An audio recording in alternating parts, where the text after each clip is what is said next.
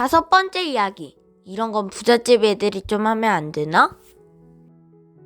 이재명이 방황하던 마음을 다잡고 다시 공부에 대들던 무렵이었다. 오전 수업을 마치고 점심 먹으러 식당으로 가는데 사이렌 소리가 들렸다. 소리가 나는 곳을 쳐다보니 식당 앞 도서관 난간이었다. 건물 밖 유리창 청소하는 사람처럼 밧줄을 타고 도서관 난간에 매달린 학생은 사이렌을 끄고 핸드 마이크로 외쳤다. 광주 학살 원흉 전두환을 처단하고 군부 독재 타도하자. 밧줄에 대롱대롱 매달린 학생은 가슴에서 유인물을 꺼내 아래로 뿌리면서 계속 외쳤다. 학원 사찰 중지하고 경찰은 물러가라. 학생 식당으로 점심을 먹으러 가던 학생들이 도서관 난간 아래로 모여들었다. 공중에서 팔랑팔랑 떨어지던 유인물이 땅바닥에 닿을 즈음 난간 아래 모인 학생들 사이에서 어깨에 핸드마이크를 맨 학생 하나가 앞으로 나서며 시위를 주동했다. 노동운동 탄압 중지하고 노동 3권 보장하라. 시위를 주동한 학생 주변에 모여든 학생들은 구호를 따라 외치고 노래를 불렀다. 와서 모여 함께 하나가 되자. 와서 모여 함께 하나가 되자. 물가 심어진 나무같이 흔들리지 않게. 노래처럼 갑자기 꽤 많은 학생이 모여들며 스크럼을 짜고 도서관 옆 작은 광장을 돌았다.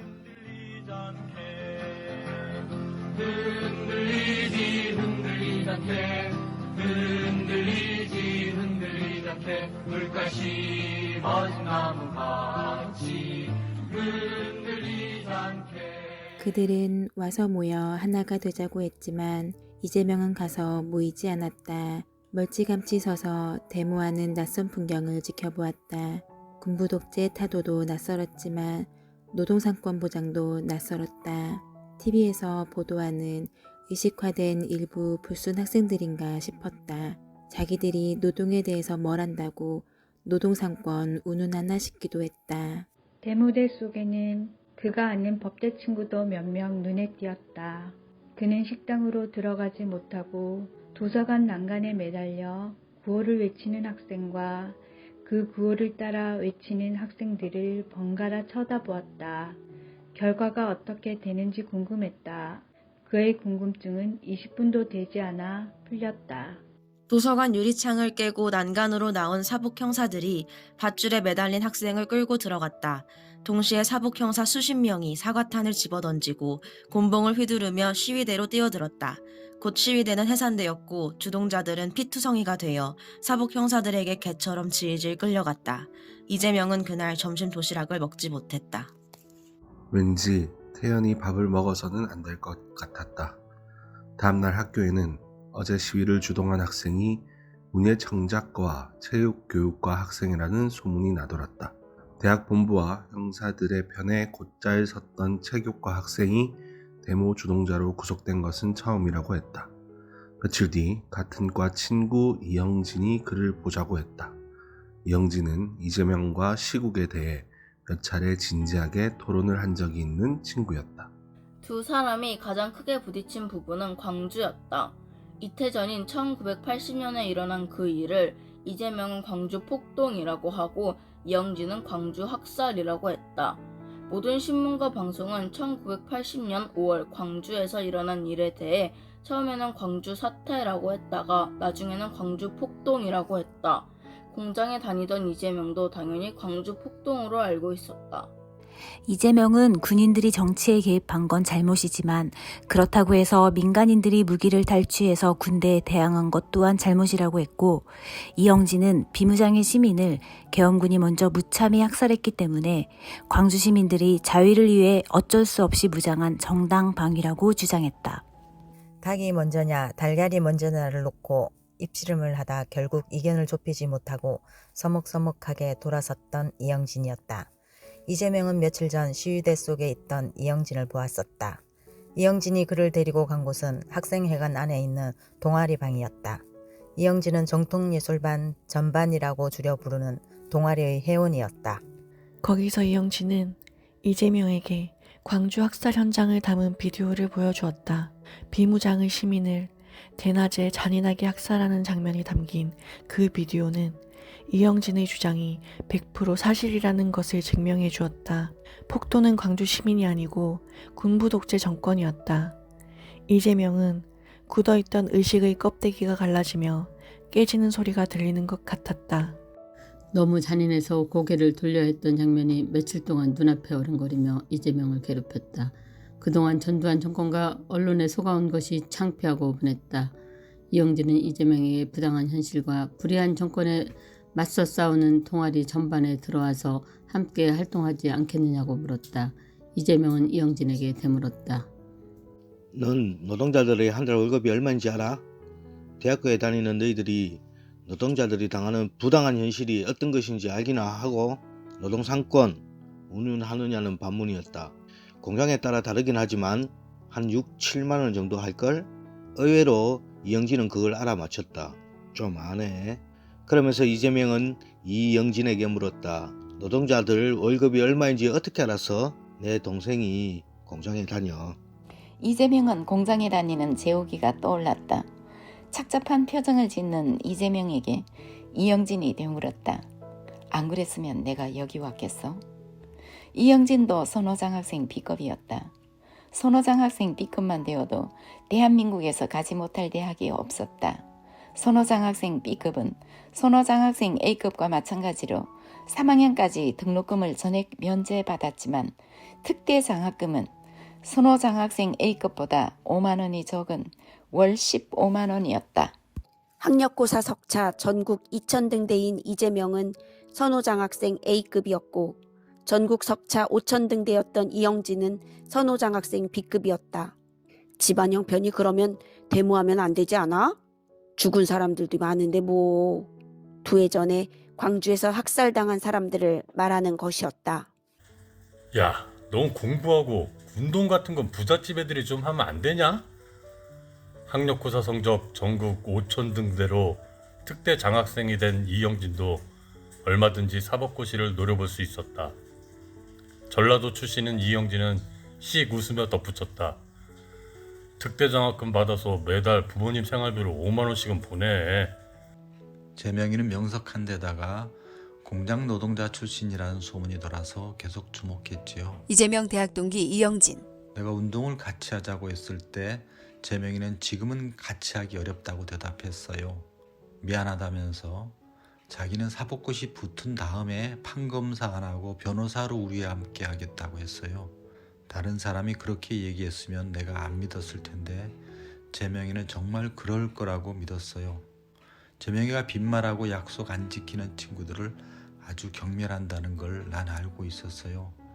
안 할 것이었으면 난 못해, 난 안 해. 틀림없이 이렇게 얘기했을 친구거든요.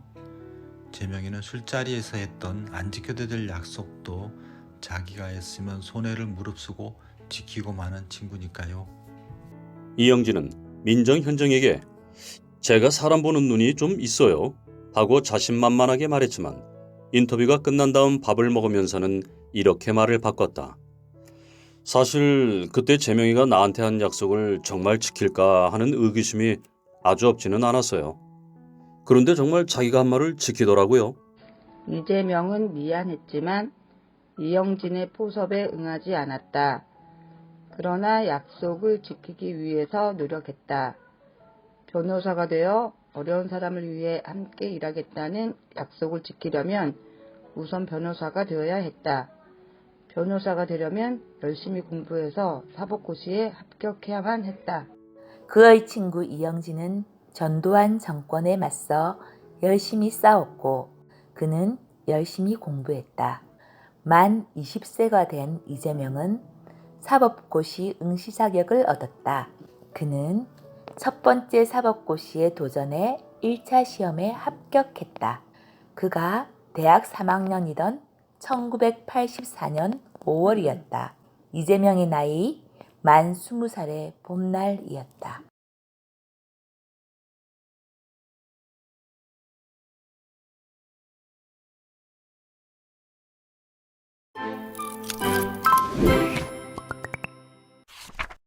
오장, 재명씨, 제발 정신 차립시다. 고시 공부는 돛담배를 타고 망망대해를 항해하는 일과 같아서 잠시 방황하면 항로를 잃기 마련이었다. 시험 과목과 범위는 망망대해만큼이나 방대했고 앞길은 아득했다. 첫 번째 이야기. 지금부터 전쟁이다. 이재명은 사법고시 1차에 합격했다는 소식을 대구에서 들었다. 1차 사법고시를 본 다음 재선인과 함께 자전거로 전국 일주에 나섰던 이재명이었다. 서해안과 남해안을 돌아 대구에 도착한 두 형제의 얼굴은 완전히 새까맣게 탔다. 두 형제는 대구에서 축배를 들고 서울로 올라왔다. 그해 봄은 그의 집도 봄이 봄 같았다.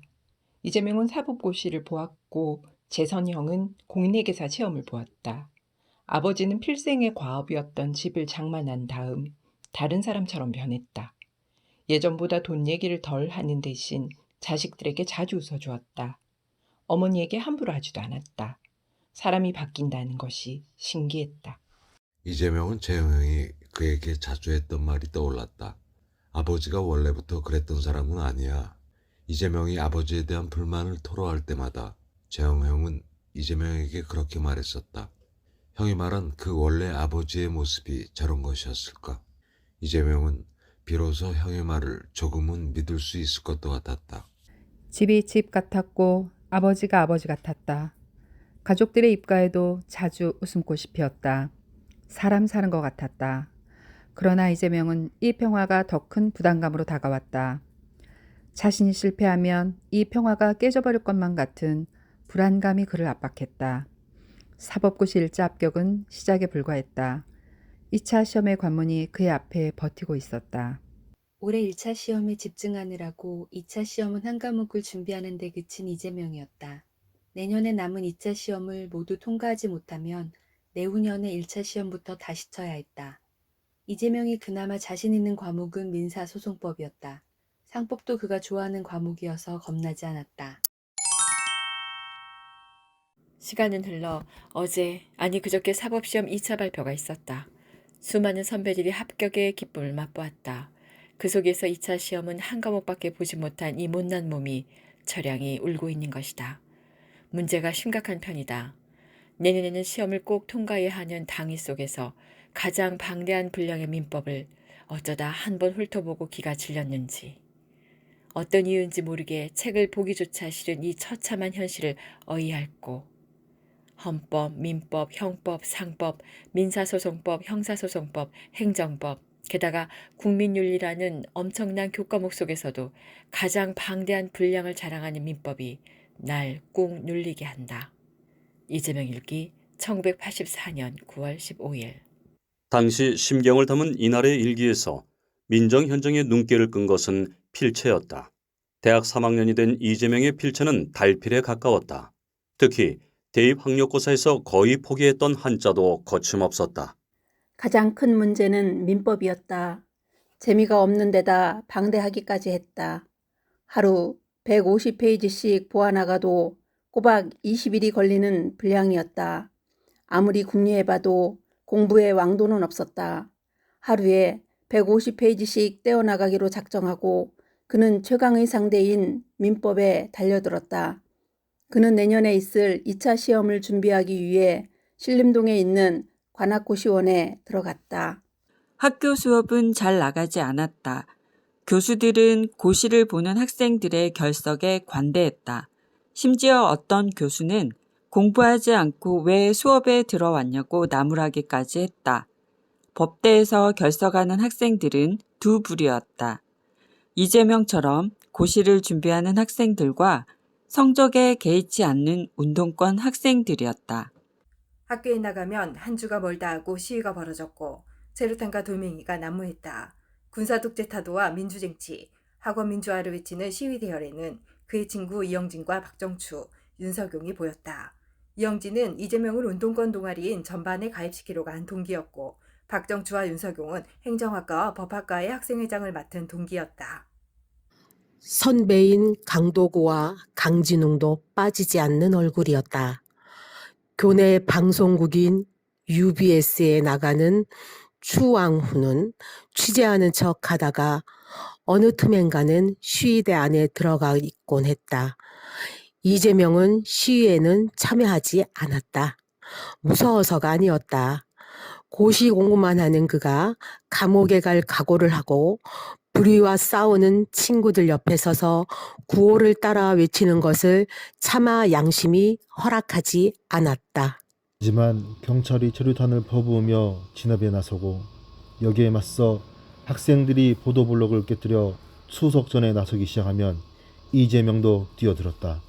그는 페퍼포그 차량이 뿜어낸 자욱한 체류가스를 뚫고 달려나가며 깨뜨린 보도블록 조각을 맹렬하게 집어 던졌다. 손수건으로 입을 가렸지만 구부정한 왼쪽 팔을 본 법대 친구들은 그것이 이재명이라는 것을 금방 알아보았다. 싸움이 끝나고 최루 연기가 거친 다음 정문 진입로에는 최루탄 파편과 깨진 보도블록만 어지러웠다. 이재명은 최루가스가 다 거치기 전에 조용히 돌아서서 신림동의 고시원으로 향했다. 최루가스에 절은 점퍼를 벗어두고 헌법을 펼쳐들면 마음이 심란했다. 공부의 생명은 집중력인데 집중이 되지 않았다. 고시 공부는 돛담배를 타고 망망대해를 항해하는 일과 같아서 잠시 방황하면 항로를 잃기 마련이었다. 시험 과목과 범위는 망망대해만큼이나 방대했고 앞길은 아득했다. 특히 2차는 누구도 합격을 장담할 수 없는 시험이었다. 수석 합격자조차도 결과 발표가 나기 전까지는 합격을 자신하기 어려운 것이 사법고시 2차 시험이었다. 갈 길은 너무나 먼데 제 앞날에 영예를 내버리고 뛰어다니는 친구들의 모습이 그의 발목을 잡아당겼다. 가을이 절정이던 10월 초 학교에서는 축제가 벌어졌다. 축제의 마지막 날 풍경은 참으로 기묘했다. 대운동장에서는 학도국단이 주최하는 쌍쌍파티가 열렸다. 대운동장 관중석은 파트너와 함께 연예인들의 공연을 보려고 대기 중인 잘 차려입은 학생들로 빼곡했다. 반면에 진입로 옆 잔디밭에는 쌍쌍파티를 주최한 학도국단의 폐지와 총학생회 부활을 요구하는 총학생회 부활준비위원회가 개최한 집회에 참석한 학생들로 가득했다. 이재명의 친구 박정춘은 총학생회 부활준비위원회의 법대 대표였다.